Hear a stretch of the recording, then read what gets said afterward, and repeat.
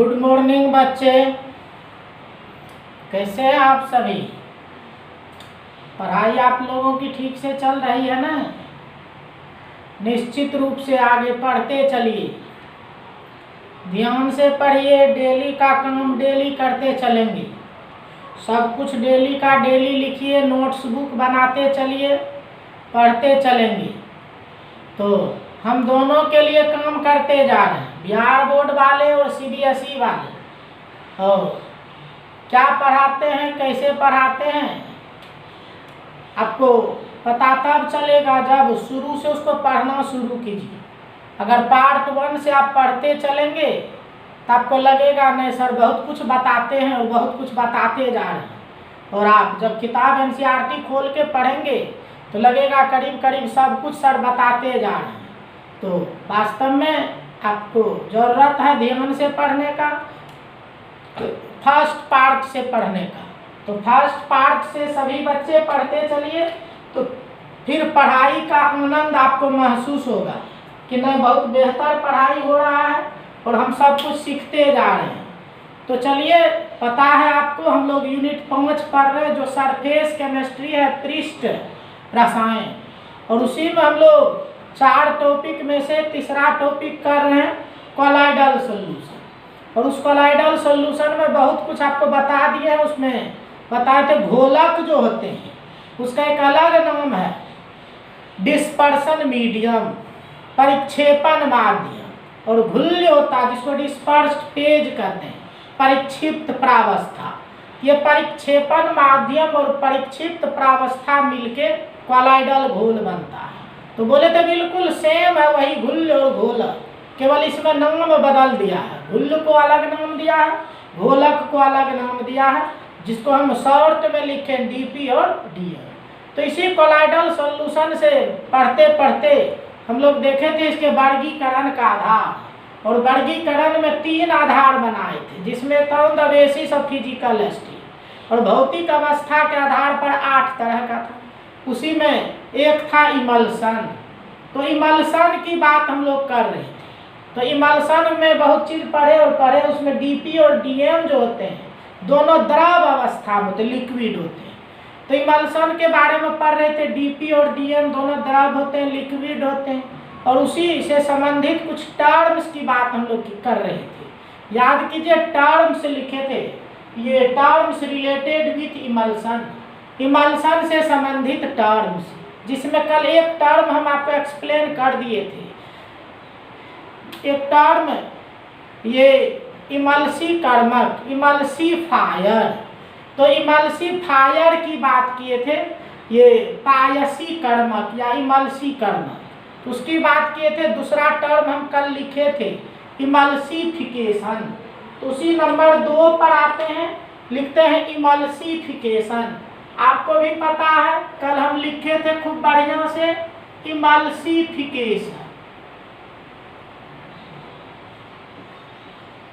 Emulsification.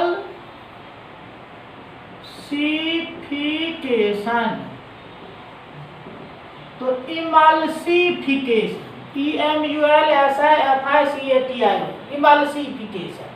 Hindi है तो पायसीकरण।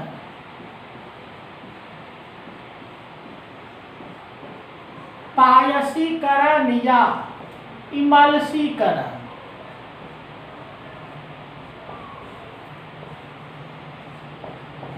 तो पायसीकरण होता है, इमल्सीकरण होता है।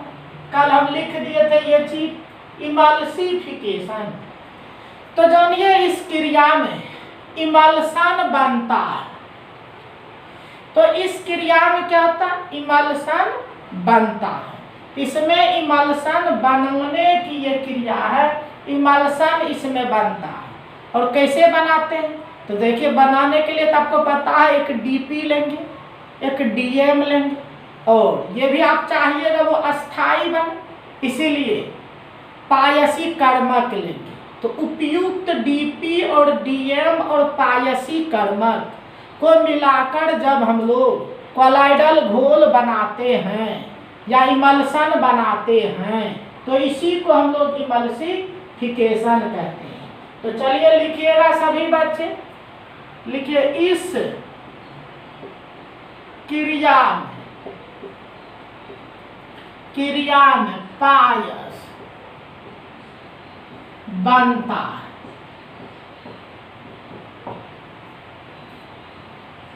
In this process emulsion is form. तो इसमें पायस इमल्शन बनता है। तो लिखिए नेक्स्ट, जब उपयुक्त डीपी डीएम और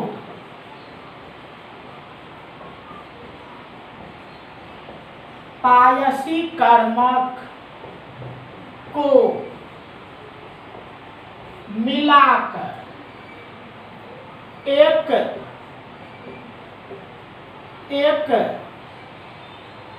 पायस बनाया जाता है तो इसे पायसीकरण कहते हैं। तो इसे पायसीकरण कहते हैं।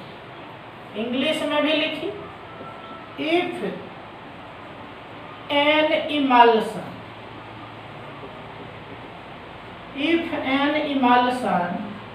Is formed with the help of suitable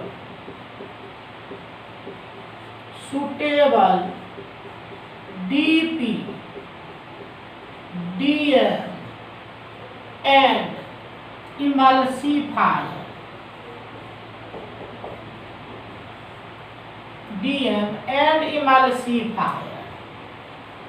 then this process is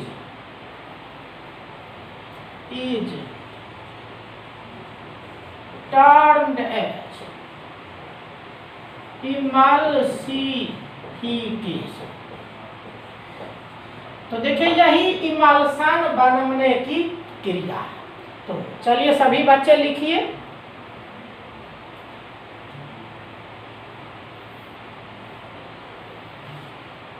तो इस तरह से देखिए ये इमल्शन बनने की क्रिया है, इमल्सिफिकेशन कहते हैं, इमल्शन बनने की क्रिया। तो चलो दूसरा देख ली। अब नंबर 3 लिखिए।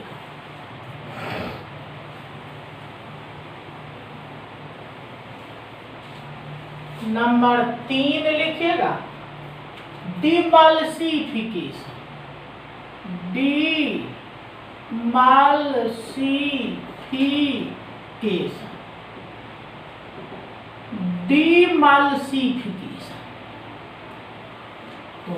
चलिए लिखिए डिमल्सिफिकेशन। एक पॉइंट कल बताए थे, दूसरा भी बता दी मल्सिफिकेशन। तीसरा आ जाइए डिमल्सिफिकेशन, कहते विपायसीकरण।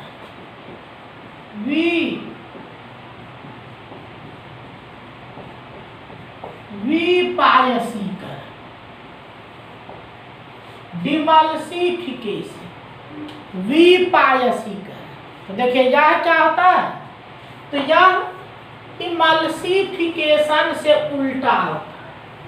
ये तो डिमल्सिफिकेशन है, विपायसीकरण ये इमल्सिफिकेशन से उल्टा होता है। देखिए उसमें क्या करते थे, तो डीपीडीएम सबको मिला के हम लोग इमल्शन बनाते थे। और इसमें देखिए क्या करेंगे, अगर इमल्शन है उससे डीपी और डीएम के द्रव को अलग करते हैं। तो किसी भी इमल्शन से डीपी और डीएम के द्रव को अलग करने की जो क्रिया होती है तो वो डिमल्सिफिकेशन। इमल्सिफिकेशन में मिलने की क्रिया हुई थी, और इसमें क्या होगा, अलग करेंगे। क्योंकि पता है कॉलाइडल घोल इमल्सन है, उस इमल्सन में दोनों द्रव है, डीपी भी द्रव डीएम भी द्रव, उसको अलग करना है। तो इस अलग करने की क्रिया को हम लोग कहते हैं डिमल्सिफिकेशन। तो लिखिएगा,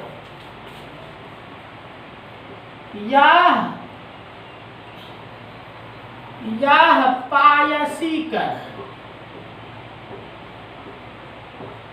पायसीकरण से उल्टा होता है, उल्टा होता है। तो इंग्लिश में भी लिख ली, this process is just reverse to the, this process is just reverse to the emulsification case। यानी इमल्सिफिकेशन क्रिया से यह जस्ट उल्टा होता है। अब नेक्स्ट लिखिए, किसी भी इमल्सन में उपस्थित डीपी एवं डीएम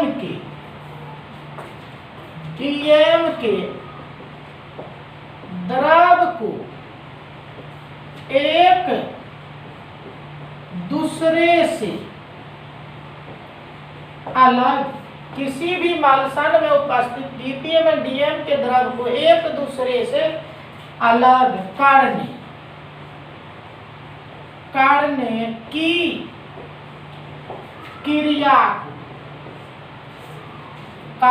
की क्रिया को विपायसीकरण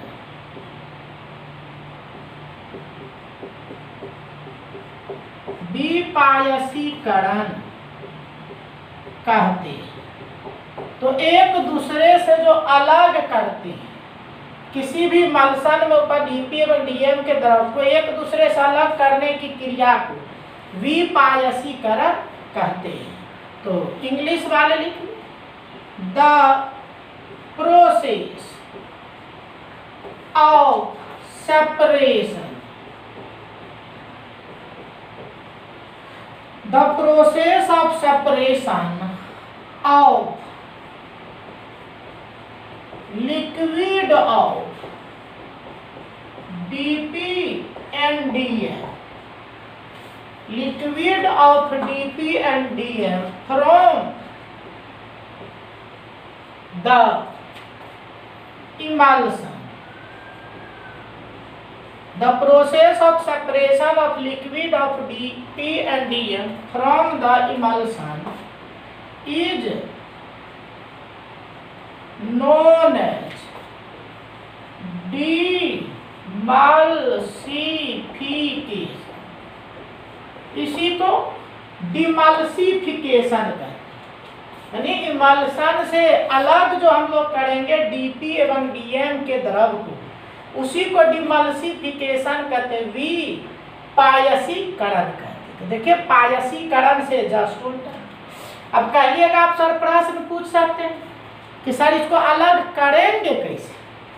डीपी और डीएम तो दोनों द्रव होते हैं, एक दूसरे से मिले हुए रहते हैं, आखिर ये अलग होगा कैसे?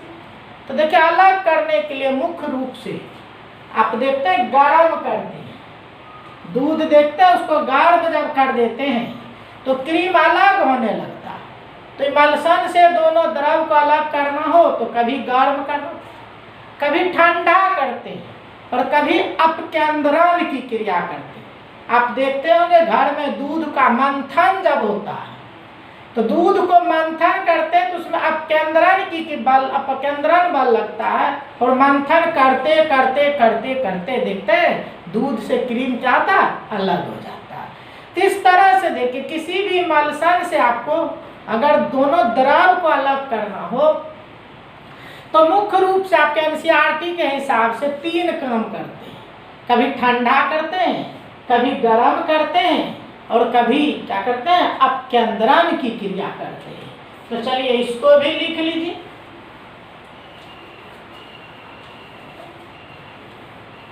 तो चलिए लिखिए, जब इमल्सन को ठंडा या गर्म किया जाता या इसका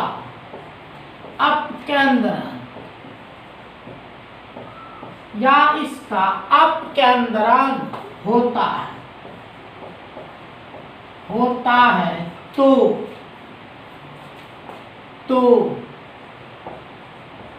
इसमें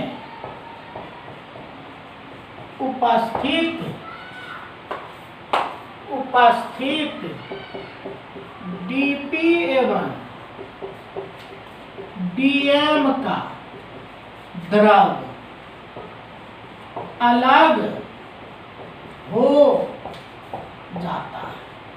इस तरह से देखिए, अगर गर्म कर दीजिए या ठंडा कर दीजिए तो क्या होगा, उसमें डीपी और डीएम का जो द्रव है वो अलग हो जाता है। चलिए इंग्लिश वाले भी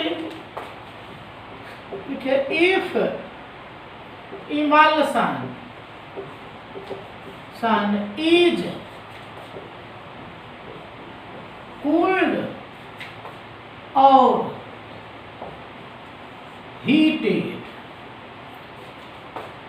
or heated,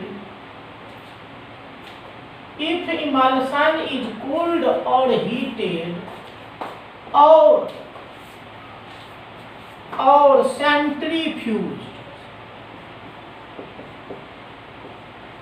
centrifuged, then liquid of DP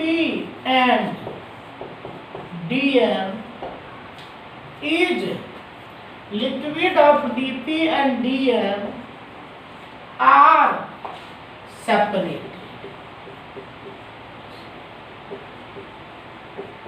तो सेपरेटेड, ये क्या होगा, डीपी और डीएम का लिक्विड अलग हो जाएगा और ये विपायसीकरण डिमल्सिफिकेशन की क्रिया हो जाती है। तो इसी को हम लोग कहते हैं विपायसीकरण। इमल्सन से लिक्विड जो है डीपी और डीएम का जो द्रव है उसको अलग करती है, तो अलग करने की क्रिया को विपायसीकरण कहते हैं और मिलने की क्रिया को पायसीकरण कहते हैं। ये तीसरा पॉइंट हम लोग चर्चा की, डिमल्सिफिकेशन। एक और लिखिए, नंबर 4 लिखिए। तो ये देखें हम लोग इमल्सिफायर पायसीकरण की कल बात की, आज पायसीकरण की बात की और विपायसीकरण की बात की। डिमल्सिफिकेशन, विपायसीकरण। अब चलो लिखो, नेक्स्ट लिखो कोएगुलेशन।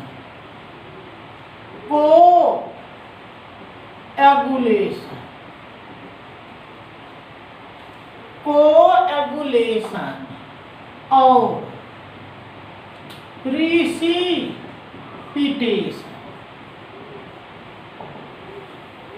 कोएगुलेशन और प्रिसिपिटेशन। तो कोएगुलेशन और प्रिसिपिटेशन हिंदी में कहते हैं अस्कंदन।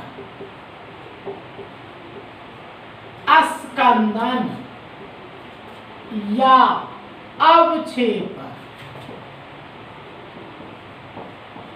तो अस्कंदन या अवक्षेपण, देखिए ये अस्कंदन कोएगुलेशन कहते अस्कंदन या अवक्षेपण। तो कोएगुलेशन या प्रिसिपिटेशन अस्कंदन या अवक्षेपण। देखिए ये क्या होता है, स्कंदन या अवक्षेपण। तो मान लो कोई इमल्शन आपको है, ये इमल्शन है आपका, ये इमल्शन है, इमल्शन इसमें बाहर से कुछ दिए, ये कोई पदार्थ, एनी सब्सटेंस,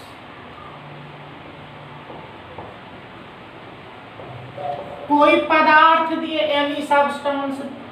तो अगर क्या होगा, यहाँ पे नीचे में ये जो डीपी के कण है वो बैठ जाएगा, ये नीचे बैठ जाएगा, डीपी का कण, ये डीपी का कण नीचे बैठ जाएगा, पार्टिकल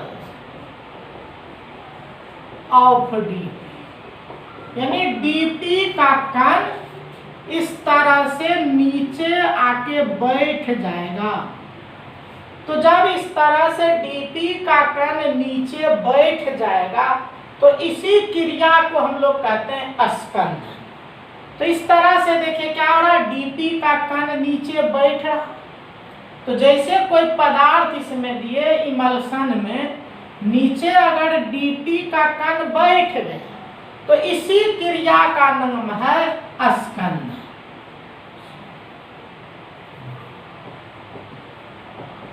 यही क्या हो रहा, तो यही आपका हो रहा है स्कंदन। और ये जो नीचे बैठा है इसको हम लोग कहते हैं अब प्रिसिपिटेट।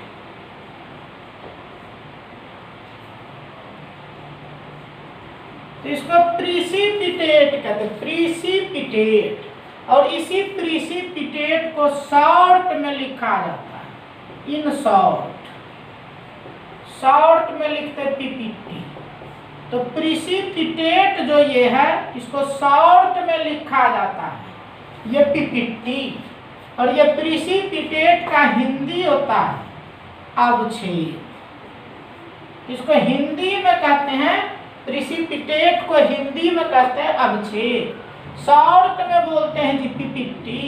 और ये जो क्रिया आप देख रहे हैं, इसी क्रिया का नाम है कोगुलेशन या प्रिसिपिटेशन। इसी को कहते हैं हम लोग स्कंदन या अवक्षेपण। तो इसी क्रिया का नाम है प्रिसिपिटेशन।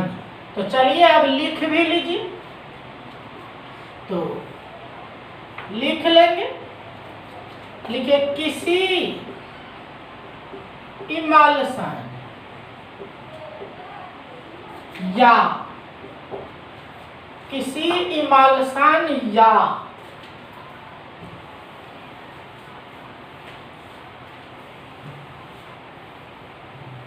किसी इमल्शन या सीएस में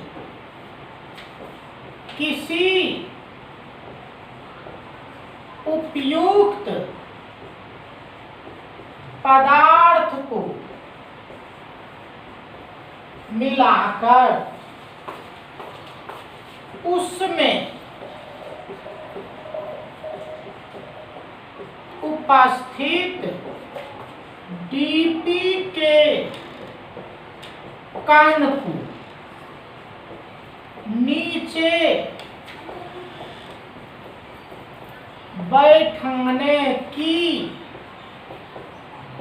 क्रिया को Skandan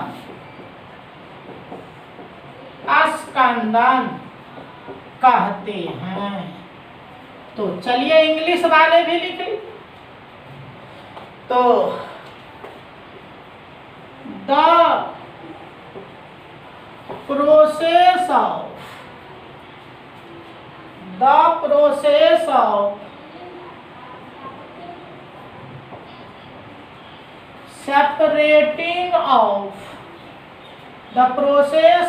separating of particles of dp of any emulsion और CS with the help of any substance as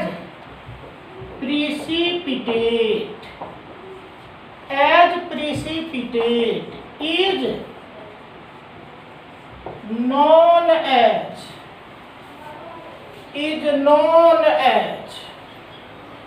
coagulation. तो इसी को हम लोग कोएगुलेशन कहते हैं, स्कंदन कहते हैं, प्रिसिपिटेशन कहते हैं। इस तरह से देखिए इमल्सन से संबंधित कुछ टर्म्स को हम आपके सामने रखें। 4 टर्म कुछ कुल रखे। एक देखे आप था पायसीकरणक, इमल्सिफायर। दूसरा बता है पायसीकरण, इमल्सिफिकेशन। तीसरा बता डिमल्सिफिकेशन भी पायसीकरण। और चौथा बता आपको कोएगुलेशन और प्रिसिपिटेशन, इसी को फ्लकुलेशन भी कहते हैं और स्कंदन कहते हैं या प्रिसिपिटेशन कहते हैं। तो बहुत आसानी से बता है। कोई इमल्सन लेंगे, उसमें किसी बाहरी पदार्थ को मिलाएंगे तो क्या होगा, डीपी के कण नीचे बैठ जाएगा और जब वो नीचे जमा हो जाएगा as precipitate, then this process is regarded as coagulation. तो इसी को हम लोग कहते हैं कोएगुलेशन। तो चलिए सभी बच्चे निश्चित रूप से कोएगुलेशन भी समझ गए होंगे। प्रिसिपिटेट को आज के बाद से शॉर्ट में आप पीपीटी भी लिख सकते हैं। तो ये कुछ टर्म्स के बारे में चर्चा किए हम लोग। तो अब चलिए हम लोग ये जो इमल्सन से संबंधित बहुत सारी बात कर रहे थे, अब उस पर आधारित कुछ प्रश्न देखते हैं। एक क्वेश्चन लिखते हैं। एक तो देखिए हाईलाइटेड क्वेश्चन आपसे पूछता है कि ये जो इमल्सन है और सॉल्यूशन है, इस दोनों में क्या अंतर होता है। What is the difference between emulsion and solution. तो इमल्सन और सॉल्यूशन में अंतर आपसे क्या बार पूछा जा चुका है आपके बोर्ड एग्जाम में। तो चलिए उसी को पहले हम लोग लिखते हैं। तो चलिए सभी बच्चे लिखेंगे, एक क्वेश्चन लिखिएगा। लिखिए इमल्सन पायस और घोल में क्या अंतर है। तो पायस और घोल में क्या अंतर है। तो चलिए अंतर प्रत्येक टेबल हम लोग बनाते हैं। तो सभी बच्चे नीचे एक टेबल बना लीजिए, इस तरह से टेबल बना लीजिए और लिखिएगा इधर क्या बता, पायस, इसी को इमल्सन कहते हैं। इमल्सन कहते इंग्लिश में भी कहते हैं इमल्सन। और इधर लिख लीजिएगा घोल, घोल इसी को पता है सॉल्यूशन कहते हैं। घोल को हम लोग सॉल्यूशन कहते हैं। आइए इसी दोनों में अंतर की बात करते हैं। आपसे पूछा जाता है, 2-3 बार पूछा इस प्रश्न को कि क्या अंतर है। तो चलिए सबसे पहली बात हम लोग करते हैं क्या। तो देखिए ये जो इमल्सन है, आप जानते हैं इमल्सन जो होता है इसका अवयव हमेशा द्रव होता, न तो ठोस होता न गैस होता। लेकिन सॉल्यूशन यदि है तो आपको पता है इसका अवयव ठोस भी हो सकता है, द्रव भी हो सकता है, गैस भी हो सकता है। तो नंबर 1 में लिखिएगा इसका अवयव केवल द्रव होता है। It's components are always liquid। तो इसका जो कंपोनेंट होता है हमेशा द्रव होता है। अब इधर आ जाइए, लिखिए इसका अवयव ठोस, द्रव एवं गैस हो सकता है। इंग्लिश में लिखे इट्स कंपोनेंट्स में be solid, liquid and gas. इसका अवयव ठोस, द्रव और गैस हो सकता है। उसके बाद देखिए ये जो पायस है, पायस में क्या कहिएगा, याद करो, ये इमल्सन एक प्रकार का कोलाइडल घोल है। क्या बताए थे, याद कीजिए पीछे में, जितना भी कोलाइडल घोल होता है सब हेटेरोजीनियस होते हैं, विसमांगी होते हैं। इसीलिए ये जो होंगे आपके विसमांगी होंगे, हेटेरोजीनियस होंगे। लेकिन ये आपके घोल जो है ये समांगी भी हो सकता है और विसमांगी भी हो सकता है। तो नंबर 2 में लिखिएगा, यह हमेशा विसमांगी प्रकृति के होते हैं। इंग्लिश में लिखिए, इट इज ऑलवेज हेटेरोजीनियस,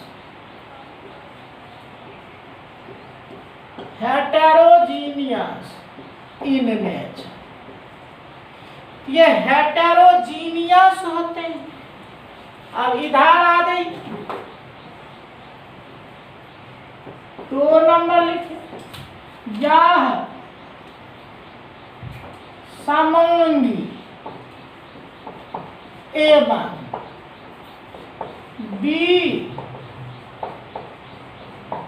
विसमांगी दोनों प्रकृति के होते। ये समांगी भी हो सकता है, विसमांगी भी हो सकता है। तो इंग्लिश वाले भी लिख ली, इट मे बी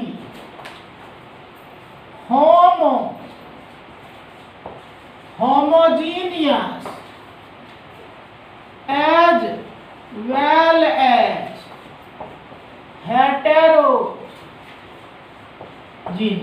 ये होमोजीनियस भी हो सकता है, हेटेरोजीनियस भी हो सकता है।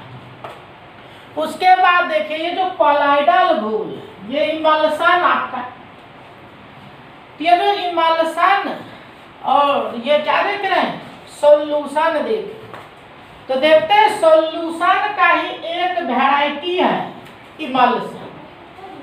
इसलिए जितना भी इमल्सन होगा सभी इमल्सन सॉल्यूशन होगा। जितना भी इमल्सन है, यदि इमल्सन है तो निश्चित रूप से वह सॉल्यूशन होगा।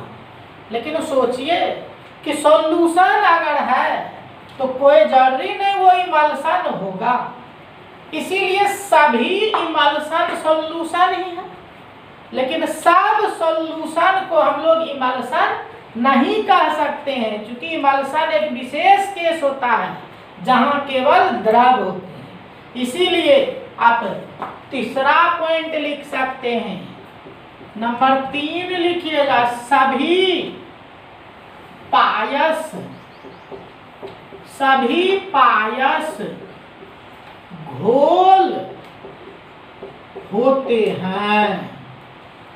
ऑल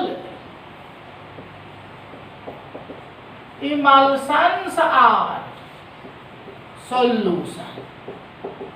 तो जितना भी इमल्सन्स होते हैं सभी सॉल्यूशन होते हैं।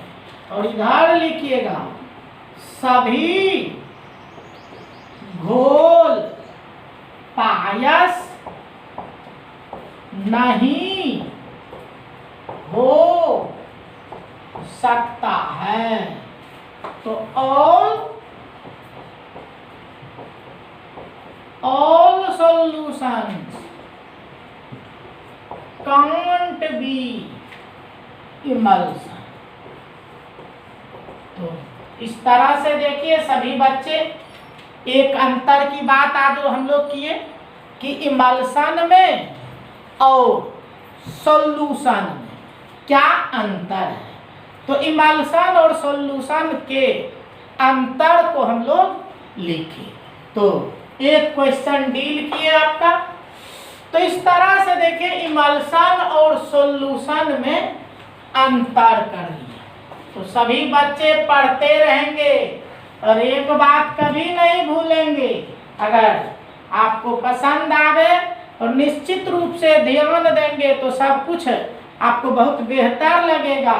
किताब समझने में किसी भी तरह की परेशानी नहीं होगी। और जब इतनी बात होगी तो निश्चित रूप से अनिवार्य होता है इस चैनल को सब्सक्राइब करना, लाइक करना और शेयर करना।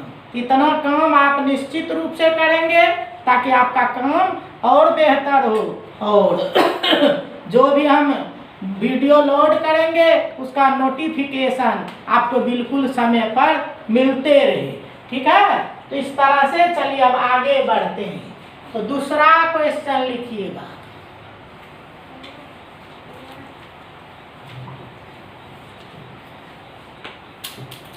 एक क्वेश्चन देखिए आपसे पूछता है कि एक क्वेश्चन आपसे पूछा जाता है कहेगा पायसी कर्मक का कुछ उदाहरण। तो कुछ उदाहरण दीजिए पायसी कर्मक का।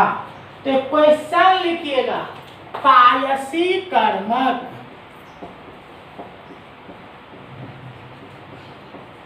पायसी कर्मक का कुछ उदाहरण दें। ऐसे देखिए इस बात को हम पीछे लिख चुके हैं। पायसी कर्मक और उसका उदाहरण भी, बहुत सारा उदाहरण भी हम लिख चुके हैं पायसी कर्मक का। जैसे देखिएगा जिलेटिन, एल्बुमिन, हेमोग्लोबिन, प्रोटीन, गोंद, ये सब लिखे हैं। तो ये पायसी कर्मक है क्या? तो याद करो, पायस को स्थायी बनाने के लिए जिसको मिलाए थे उसी को पायसी कर्मक कहते हैं। तो इंग्लिश में भी लिखिएगा give some example of emulsifier. Emulsifier का कुछ उदाहरण दीजिए। तो कुछ उदाहरण देना है आपको पायसी कर्मक का, इमल्सिफायर का कुछ उदाहरण देना है। तो चलो आंसर इस तरह से लिखेंगे। लिखिए इसका उदाहरण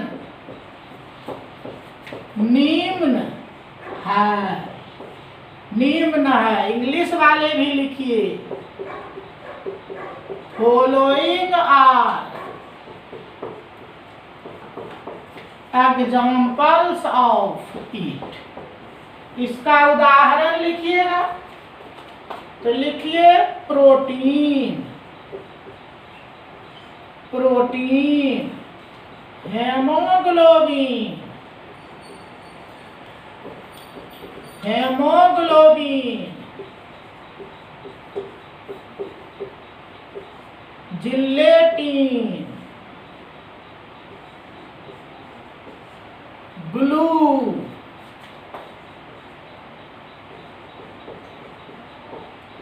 काजल, कार्बन ब्लैक, एल्बुमिन,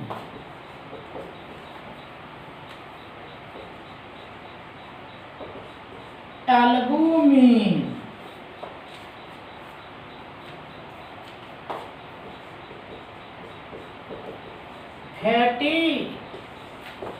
एसिड का साल्ट,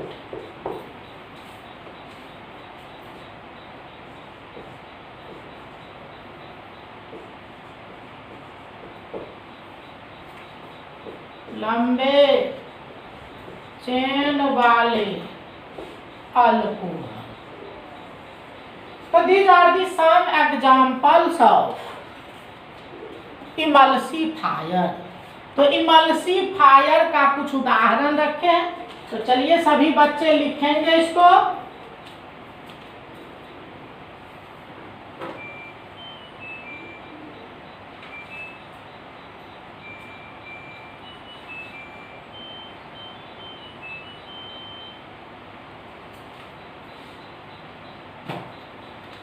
तो चलिए सभी बच्चे लिख लिए होंगे। एक प्रश्न देखिए पुनः आपसे कितना बार पूछा जा चुका है, बहुत बार आया है। कहता क्या होता है जब इमल्सन का अपकेंद्रण करते हैं। ऐसे अभी हम ऊपर में बता चुके थे, जब इमल्सन को ठंडा करते या गर्म करते अपकेंद्रण करते हैं तो विपायसीकरण की क्रिया होती है और उसमें डीपी और डीएम के जो द्रव होते हैं वो अलग हो जाते हैं। तो चलिए क्वेश्चन लिखेंगे। एक क्वेश्चन लिखिएगा।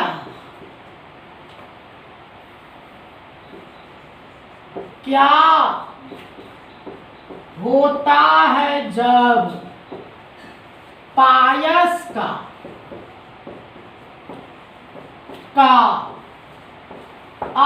अपकेंद्रण होता है? कहता क्या होता है जब पायस का अपकेंद्रण होता है? तो इंग्लिश वाले भी लिख लीजिए।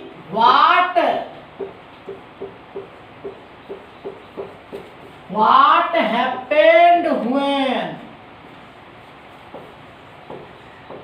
emulsion is centrifugated?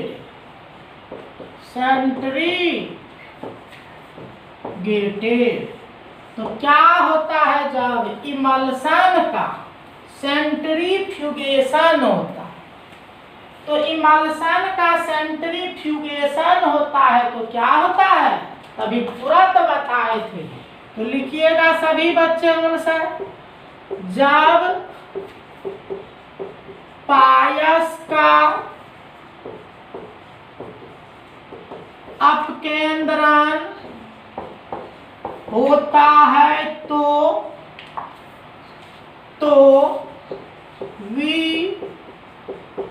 विपायसीकरण की क्रिया होती है। फल स्वरूप डीपी एवं डीएम का द्रव एक दूसरे से अलग हो जाता है। तो इस तरह से देखिए कि क्या होता है। तो क्लियर कर दी। तो इंग्लिश वाले भी लिख लीजिए। लिखिए when emulsion is centrifugated then liquid of DP and DM from the emulsion is separated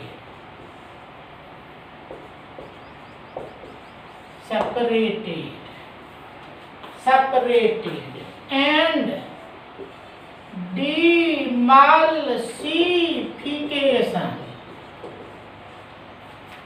process is takes place। तो डिमल्सिफिकेशन की क्रिया होती है। तो लिखेंगे सभी बच्चे, यहां तक पहुंचेंगे।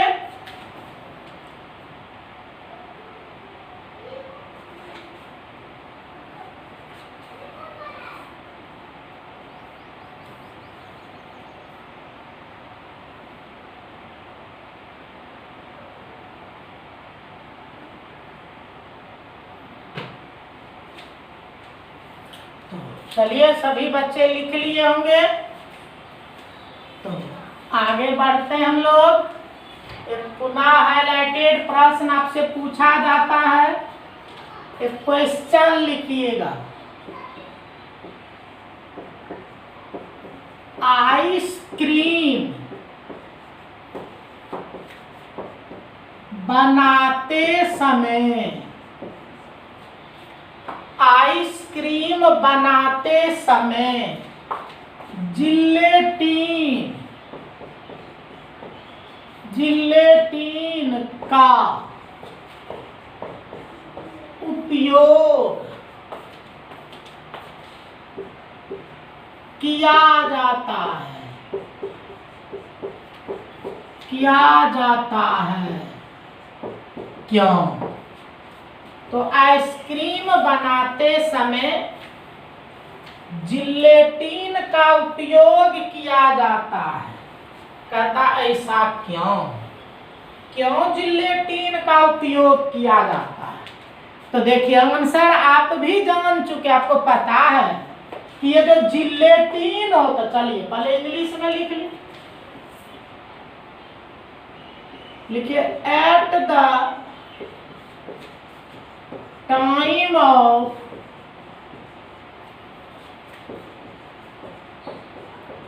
फॉर्मेशन ऑफ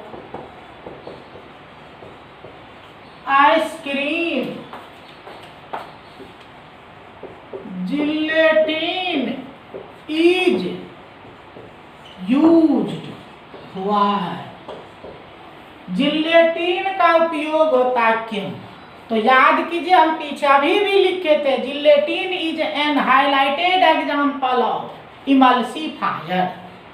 तो जिलेटिन क्या है? तो एक इमल्सिफायर है, और इमल्सिफायर का काम क्या होता? तो इमल्सन को अस्थाई बनाता। तो वास्तव में आपका आइसक्रीम जो है एक इमल्सन है, और जब इमल्सन बनाते हैं मतलब आइसक्रीम बनाते हैं तो चाहिएगा निश्चित रूप से वो अस्थाई बने। तो इसी अस्थाई बनने के लिए ही आइसक्रीम में जिलेटिन का उपयोग किया जाता है। तो आइसक्रीम में जिलेटिन का उपयोग किया जाता है इसीलिए कि आपका बना हुआ आइसक्रीम जो हो वो अस्थाई हो, अस्टेबल हो। तो लिखिएगा आंसर। तो देखिए हम लोग जानते हैं कि जिलेटिन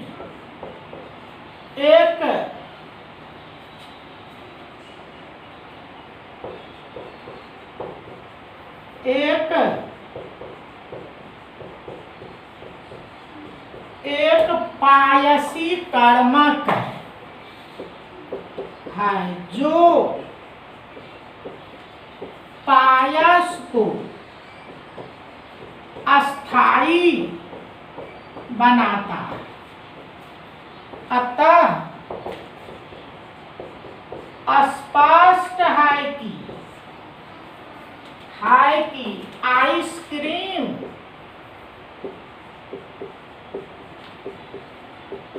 आइसक्रीम को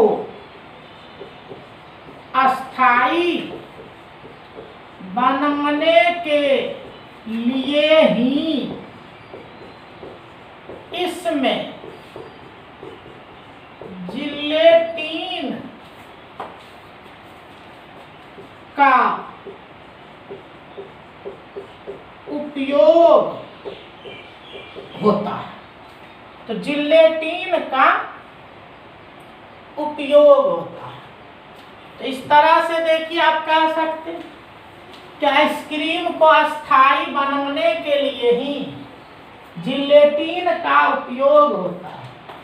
इंग्लिश में भी लिख ली, we know that gelatin is an example of emulsifier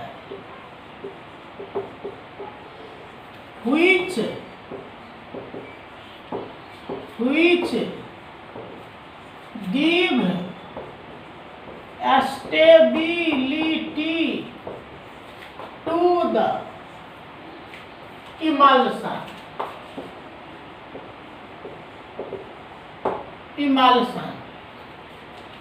So gelatin is added in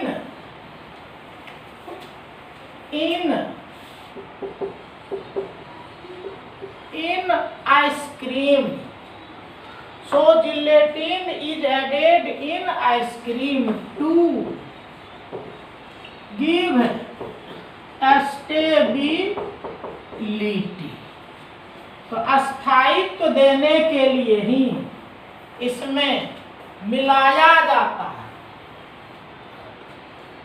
gelatin को।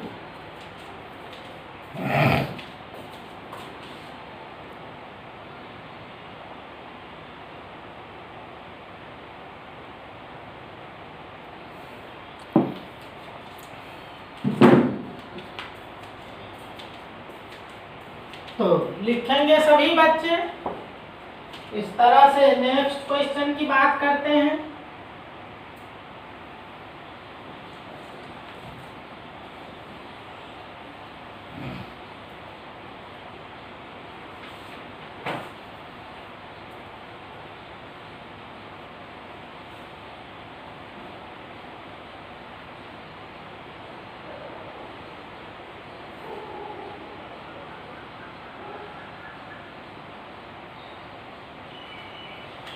क्वेश्चन लिखिएगा, निम्न में से किस में जाल में गैस है? कहता कौन है जिसमें जाल में गैस है? तो निम्न में से किसमें जाल में गैस है? इंग्लिश में लिख लो, इन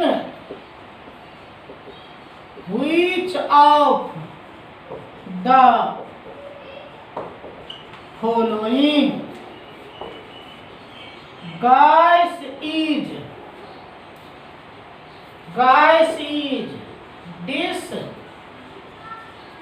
dispersed in water. तो निम्न में से किसमें जाल में gas, in which of the following gas is dispersed in water? तो लिखिएगा इमल्सन।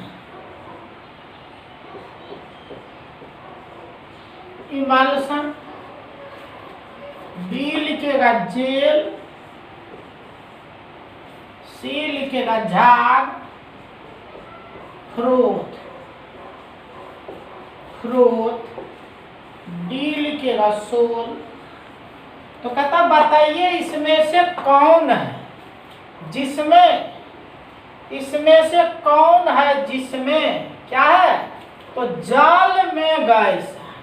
तो देखिएगा जाल में जो गैस होता है उसका ऐसे ऊपर भी आंसर लिखा हुआ है, तो आंसर हो जाएगा झाग।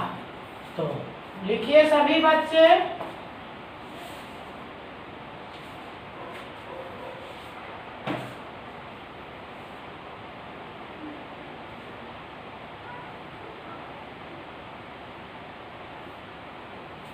तो नेक्स्ट क्वेश्चन और लिखिएगा। क्वेश्चन लिखिएगा, ऐसे सब बना सकते हैं। लिखिए यदि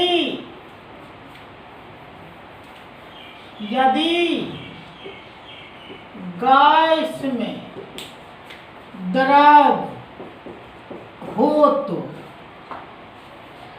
यदि गैस में द्रव हो तो इसे कहते हैं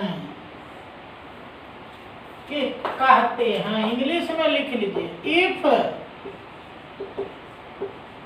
liquid is present in gas, if liquid is present in gas, then this CS is called, तो इस CS को कहते हैं यदि गैस में द्रव, तो ऑप्शन लिखे एरोसोल, इमल्सन,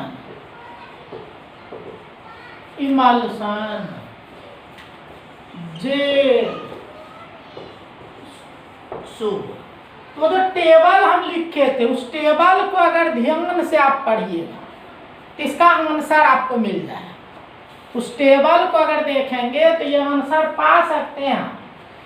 तो देखिएगा एरोसोल हम डिटेल से उस टेबल में भी बताए थे, उसके बाद भी डिटेल से हम आपको एरोसोल के बारे में बताए थे कि गैस में एरोसोल दो तरह का होता है।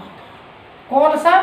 तो एक तो हमेशा गैस हो, तो गैस में जब द्रव होगा तो उसको गैस एरोसोल कहेंगे, और एक बार गैस में जब ठोस होगा तो उसको ठोस एरोसोल कहेंगे। यानी ये गैस में जब होगा तो निश्चित रूप से वो एरोसोल होगा, द्रव होगा तो द्रव एरोसोल, ठोस होगा तो ठोस एरोसोल। तो वास्तव में देखिए आंसर जो होंगे ये आपके एरोसोल होंगे, और उसमें भी कह सकते हैं कौन एरोसोल, तो देखिए चूंकि द्रव है इसको कहेंगे लिक्विड एरोसोल, लिक्विड एरोसोल। तो इसको हम लोग लिक्विड एरोसोल कहते हैं। तो ये प्रश्न रहा आपका।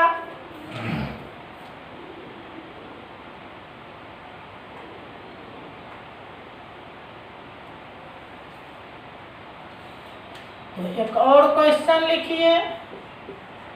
लिखिए यदि द्रव ठोस में, यदि द्रव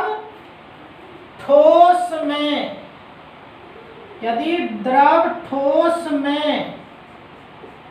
परिक्षेपित हो तो इसे कहते हैं यदि द्रव ठोस में परिक्षेपित हो तो इसे कहते हैं if liquid is dispersed in solid, then if liquid is dispersed in solid, then it is called, तो इसे कहते हैं, तो ऑप्शन लिखो जेल, सोल, एरोसोल, इमल्सन। तो देखिए आप उलट के देखिएगा उस टेबल में, इसे भी बाद में भी नोट में हम डिटेल से बताए हैं कि अगर ये ठोस में द्रव होते हैं तो उसको कहते हैं जेल। तो ये कुछ प्रश्न देखे हम लोग। तो इस तरह से देखिए अभी तक हम लोग जो चल रहे थे बहुत सारी बात आपको हम बताए और देख रहे थे ये जो कॉलाइडल सॉल्यूशन है,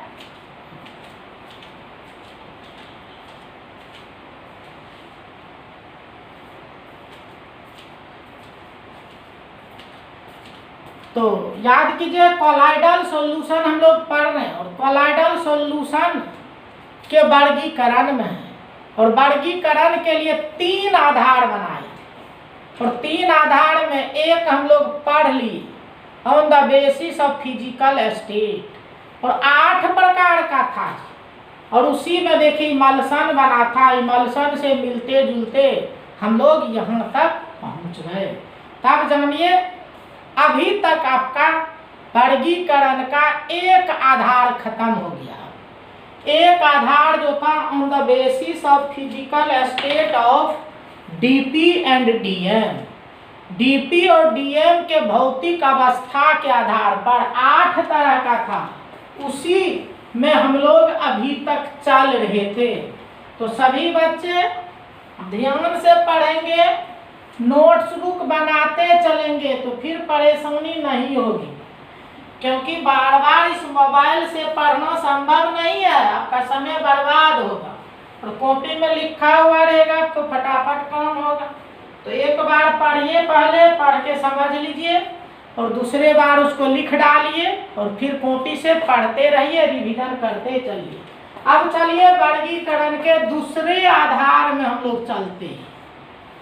एक आधार खत्म हो गया on the basis of physical state, दूसरा आधार देखिए लिखे थे on the basis of affinity. तो एफिनिटी के आधार पर, इंटरएक्शन के आधार पर, तो लिखेंगे number 2 classification of CS on the basis of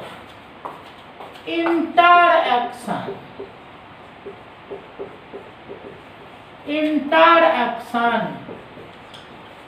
between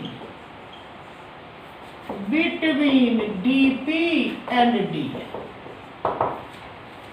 तो DP and DM के बीच इंटरएक्शन के आधार पर, तो हिंदी वाले लिखिएगा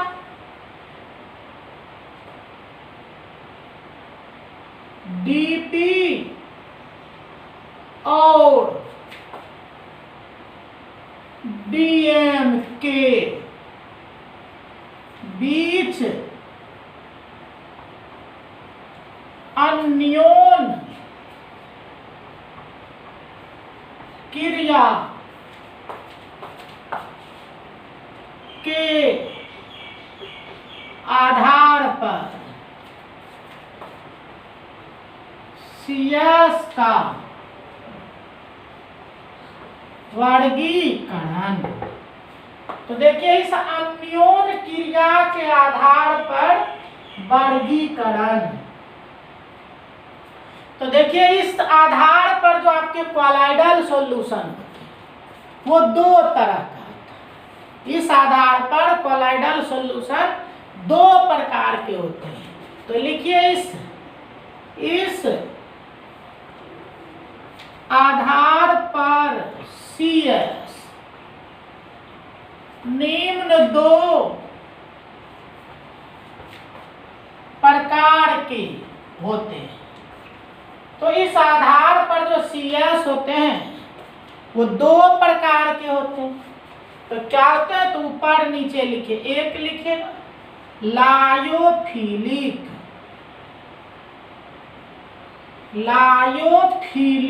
CS, लायोफिलिक CS, इसी को कहते हैं द्रव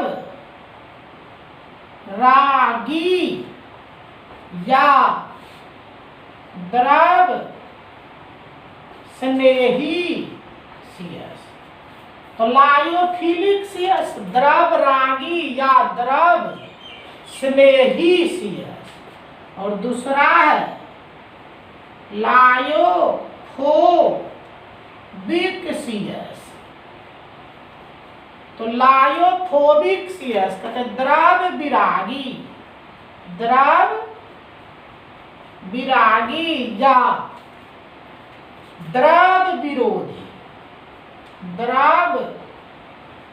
विरोधी CS। तो इस तरह से देखिए 2 तरह का, लायोफिलिक द्रव रागी या द्रव स्नेही, और दूसरा है लायोफोबिक द्रव विरागी या द्रव विरोधी। तो इस आधार पर 2 तरह का है। इसी दोनों को आपको डिटेल से पढ़ना है, इसी दोनों पे हम लोग को चलना है। अब एक एक करके ऐसे तुलना करके ही हम दोनों को पढ़ेंगे। और बहुत सारा प्रश्न आपसे यहाँ से पूछते रहता है, ऐसे इस पर हम आवे उससे पहले देखिए दोनों में देखिए लायु है, एल वायु लायु। तो नीचे लिखेंगे ये जो लायु है इसका अर्थ है जी लिक्विड, लिक्विड। और लिक्विड कहने का मीनिंग है ये आपका डीएम, और डीएम कहने का मतलब है घोलक, घोलक सॉल्वेंट। तो वास्तव में ये लायु का अर्थ है सॉल्वेंट। और उसके बाद देखो क्या है फिलिक, फिलिक हम पहले भी आपको बताए हैं फिलिक, इसी का दूसरा इंग्लिश होता है एफिनिटी। तो फिलिक कहिए या एफिनिटी कहिए, जैसे इसको कहते हैं जी चाहत। इसी का तीसरा कहिए लव, लव चाहत। देखते हैं एक दूसरे को चाहता, तो चाहता है तो कहते हैं एफिनिटी है, फिलिक या एफिनिटी या लव, इसी को कहते हैं चाहत या प्यार। तो ये चाहत। और उसके बाद देखिए इसमें क्या फोबिक, फोबिक जानो आप एक शब्द हमेशा सुनते होंगे, सिनेमा देखते हैं, टीवी देखते हैं, सुनते हैं क्या, तो बहुत प्रचलित शब्द है आई हेट यू। देखते हैं आई हेट यू कहते हैं मतलब है मैं तुमसे घृणा करता हूं, ये वही फोबिक को कहते हैं हेट। हेट मीन्स होता है घृणा, घृणा या नफरत। तो ये शब्द प्रचलित शब्द है, ध्यान में रखेंगे, यूज करेंगे हम लोग। तो इस तरह से देखिए कुछ टर्म हम बताए आपको इससे संबंधित। तब तो देखो इतना लग रहा है इसमें जो भी है डीपी और डीएम एक दूसरे को चाहता होगा, इसमें एक दूसरे को चाहता नहीं होगा। इसी चाहने और नहीं चाहने के आधार पर तो ये है द्रव रागी और द्रव विरागी। तो ये दो तरह के हो गए आपको, एक को चाहने वाला, एक नहीं चाहने वाला। तो द्रव रागी और द्रव विरागी। तो चलिए इसी दोनों को अब डिटेल से आपको पढ़ना है। तो एक टेबल बना देंगे, इस तरह से देखिए टेबल बनेगा। और ये जो टेबल बनेगा इसी टेबल में हम इस तरह से काम करेंगे, इधर लिख देंगे लायो फिलिक सीएस, लायो फिलिक सीएस। इधर लिखेंगे लायो फोबिक सीएस। इस तरह से देखिए लायोफिलिक, लायोफोबिक, इसी को क्या कहते हैं द्रव रागी या द्रव स्नेही, और इसको कहते हैं द्रव विरागी, द्रव विरोधी। तो इसी दोनों लायोफिलिक और लायोफोबिक में हम लोग चलेंगे। तो कहेंगे द्रव स्नेही और द्रव विरोधी।